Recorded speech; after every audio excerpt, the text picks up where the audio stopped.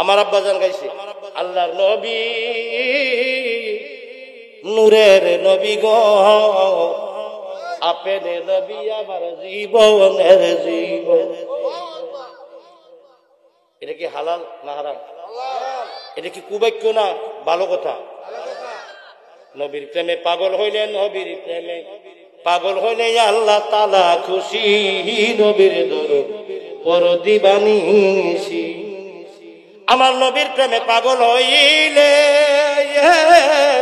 আমার আল্লাহ পাকের দিদার মিলে গো। তাকু যদি জজবাখানে বাজাও নামের বাসি। নবীর দরদ পড়ো দিবানিশি। আমার নবীর প্রেমে পাগল হইলে নবীর প্রেমে পাগল হইলে আল্লাহ তাআলা খুশি। নবীর দরদ পড়ো দিবানিশি। এই গজলটা লেখছে যে আয়াতটাকে রিচার্জ করে। আয়াতটা হলো কুল ইন কুনতুম তুহিব্বুনাল্লাহ ফাত্তাবিউনি ইউহিব্বুকুমুল্লাহ।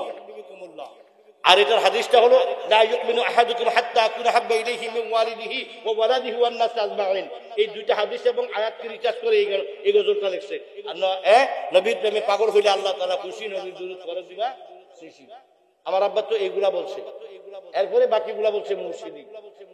নবীদের শান গাওয়া হলো ইবাদত, ওলি আল্লাহদের শান গাওয়া হলো গুনাহের কাফারা।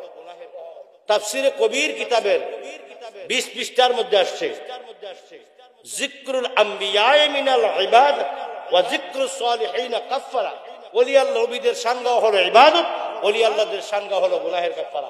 এইজন্য আমার আব্বা নবীর শানও কইছে, আল্লাহর শানও কইছে, মুর্শিদের শানও কইছে। এবার আসুন, এই আয়াত দিয়ে গানকে নাজায়েজ করা হয়। এই আয়াত দিয়ে কুবাক্য বলা হয়েছে। আমরা কুবাক্য বলি না, আমরা আল্লাহ রাসূলের শান বলি। ঠিক না বেটি? এবার আসুন বাজনা। এবার আসুন বাজনা। রাসূলের দরবারে গান হয়েছেন বাজনা দিয়ে। রাসূলের পাকের দরবারে গান হয়েছেন বাজনা দিয়ে। এক কথা আসতে কর। কালকে কোনো সমালোচনা করা যাবে না। যা বলার এখন বলো, যা লেখার এখন লেখো। আর আমি এলাকার, আমার এখান থেকে তোমার মোটরসাইকেল দিয়ে গেলে লাগবে 20 মিনিট, সিএনজি দিয়ে গেলে লাগবে 40 মিনিট। যে কোনো মুহূর্তে যাইতে পারো। যা বলার আজকে বলো, এখন বলো, এখন লিখো। কালকে কোনো সমালোচনা চলবে না। এখন কিছু না করে কালকে সমালোচনা করলে তুমি মুনাফিক। আমার বন্ধু কি বলতেছিলাম ভুলে গেলাম। বাজনা। রাসূলের দরবারে গান হয়েছেন। রাসূল পাকের দরবারে হাসান বিন সাবিত নামে একজন সাহাবী রাসূলের দাঁড়ায় দাঁড়ায় মসজিদে নববীতে গজল শোনাইতেন, গান শোনাইতেন। ফার্সিতে বলে গজল, উর্দুতে বলে নাত, আরবিতে বলে গেনা, ইংরেজিতে বলে সং, বাংলায় বলে গান। এটা হারাম হবে খারাপ বাক্য হলে, হালাল হবে ভালো বাক্য হলে। যেটা গান এটাই গজল। হুজুর গজল জায়েজ, গান জায়েজ নাই। তোর মতন ব্যাখ্যা হলে এই দুনিয়াতে নাই। যেটা গান এটাই গজল। এটা ভাষা। গজলটা হলো ফার্সি ভাষা আর গানটা হলো বাংলা ভাষা। যেটা পানি এটাই জল, এটাই ময়া, এটাই ওয়াটার। মনোযোগ। বুখারী শরীফ প্রথম খণ্ড কিতাবুল চতুর্থ ভাগ কিতাবুল উইদাইন। গভীর মনোযোগ। মিশকাত শরীফের 558 পৃষ্ঠা খোলো। বাবে মানাকিব ওমর। মুসলিম শরীফের 291 পৃষ্ঠা খোলো। গভীর মনোযোগ। হাদিস শরীফ থেকে বলছি, আল্লাহর নবী রাহমাতুল লিল আলামিন মা আয়েশা সিদ্দিকা রাদিয়াল্লাহু তাআলা আনহার হুজরার মধ্যে শুয়ে আছেন। নবীজির পুরা শরীর মুবারক ঢাকা দিয়ে রাখছে চাদর দিয়ে। হাবশী দেশের কালো বর্ণের যুবতী ছোট ছোট মেয়েরা হাতে তালি দিয়ে, বুক হাতে তালি দিয়ে দব বাজিয়ে গান করতেছে। দব বাজিয়ে, এগুলা রাখো, উত্তর দেবো সবগুলা। দব বাজিয়ে গান করতেছে।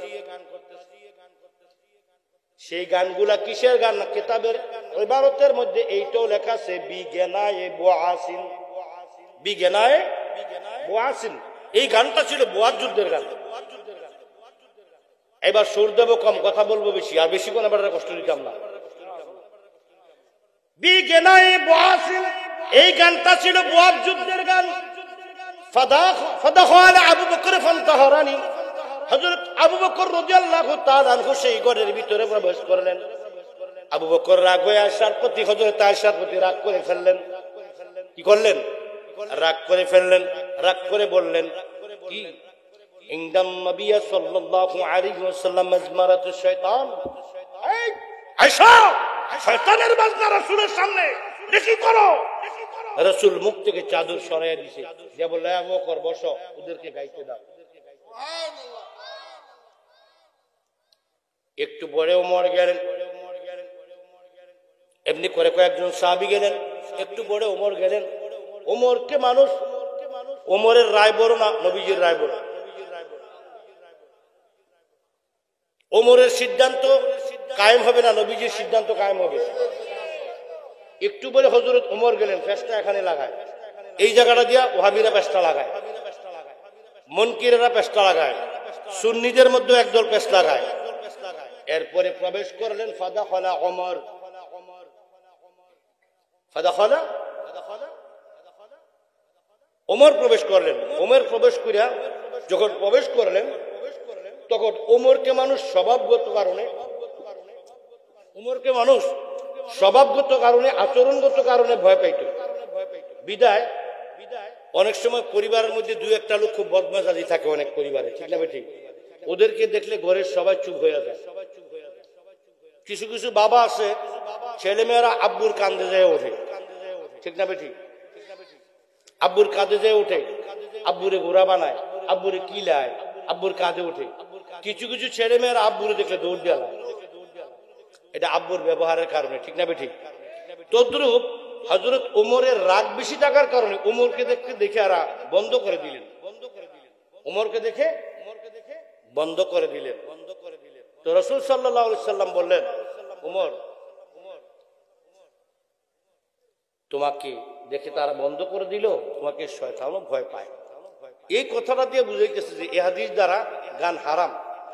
তাহলে এটা যদি হারাম হইতো তাহলে রাসূল কেন, তাইলে ওমরের দাম বেশি না রাসূলের দাম বেশি? হারাম হইতো রাসূল প্রথমে শুনতেন না, তাইলে রাসূল কি হারামের পক্ষে? রাসূলের রায় এবং রাসূলের ওজন এবং রাসূলের সিদ্ধান্ত এবং রাসূলের উপর কি দলিল কি রাসূলের উপর নির্ভর করবে? উপস্থিতির মধ্যে যদি রাসূলও থাকে ওমরও থাকে, এটা কি রাসূলের সিদ্ধান্তটাকে রায় মানা হবে না ওমরকে মানা হবে? রাসূল যেহেতু শুনলেন ওমর আসার আগে, আবু বকরকে বললেন, এই তাদেরকে গাইতে দাও, তাদেরকে গাইতে দাও। তাহলে রাসূলের রায়টা বড় না ওমরের রায় বড়? এই হাদিস দিয়ে তারা লাস্টে ওমরের কথাটা দিয়ে গান বাজনা, এখানে এই হাদিস দিয়ে গান বাজনা নাজায়েজ করতে চায়। না না না, আবু বকর সিদ্দিক রাদিয়াল্লাহু তাআলা আনহু যখন বললেন ওয়াদাখাল আবু বকর ফান্তাহারানি, আবু বকর রাদিয়াল্লাহু তাআলা আনহু প্রবেশ করে বললেন, ইনদান নবী সাল্লাল্লাহু আলাইহি ওয়াসাল্লাম মাজমারাতুশ শাইতান। এ আয়েশা, কেন শয়তানের বাজনা রাসূলের সামনে? রাসূল মুখ থেকে চাদর মোবারক সরায়া বললেন, আবু বকর তাদেরকে ছাড়িয়া দাও, তাদ গাইতে দাও। কিতাবুল ঈদাইনে আমার নবী কামনাওয়ালা এই হাদিস মুবারক দ্বারা হাদিসের ব্যাখ্যার মধ্যে আসছে, বন্ধুরা আমার, আনন্দের দিন, উৎসবের দিন, সুন্নতে খতনার দিন, বিবাহের দিন, বন্ধু বিবাহের দিন, এবং কি নতুন মেহমান আসলে তাকে আগাই আমি আসার পরে, আমি যখন আসছি, আমি স্টেজে ওঠার সঙ্গে সঙ্গে ব্যান্ড ফাটি বাজাইছে, ঠিক না ঠিক? আমি বাধা দিছি না, 500 টাকা বকশিশ দিয়ে দিছি, আমি বকশিশ দিয়ে দিছি। কারণ আনন্দ কোন অনুষ্ঠানের মধ্যে কোন মেহমান আসলে এবং সুন্নতে খতনা, বিবাহ অনুষ্ঠান, ভবত অনুষ্ঠানের মধ্যে করা, এই বাদ্যযন্ত্র দিয়ে এগুলা করা রাসূল সাল্লাল্লাহু আলাইহি সাল্লামের আমলে জায়েজ ছিল। আরব দেশে এখনো জায়েজ আছে। যদি এখানে আরব দেশে থাকুন না কোনো লোক থাকেন, দয়া করে হাত তুলে বলুন, খোদার কসম করে বলুন, আপনি অস্বীকার করুন, আরব দেশে এখনো একটা বিয়েও হয় না বাজনা ছাড়া। আরব দেশে এখনো একটি বিয়েও হয় না বাজনা ছাড়া। এবং নাচনের জন্য, নাচানাচির জন্য ভাড়া করে লুকানি, কত রঙের নাচ, কত রঙের বাজনা, কত জাতের বাজনা দিয়ে কিয়ামত করে ফেলে, ঠিক না বেঠিক? ওইটা দারুল ইসলাম স্টেট। শরীয়ত বিরোধী কোনো কাজ আরব দেশে হয়? শরীয়ত বিরোধী কোনো কাজ আরব দেশে হয় না। রাসূল সাল্লাল্লাহু আলাইহি সাল্লাম তিরমিজি শরীফের মধ্যে আছে, মিশকাত শরীফের মধ্যে আছে, যখন আপনার কারোর সাথে বসার বহস, কারোর সাথে মোকাবেলা করার প্রয়োজন হবে, সঙ্গে সঙ্গে আপনার আমার কাছে কিতাব রেডি আছে, দলিল রেডি আছে। আমার চাচাকে বসে আর কষ্ট দিতাম না, দুইটা উত্তর আছে দিয়ে আসে মাইকে ছেড়ে দেবো।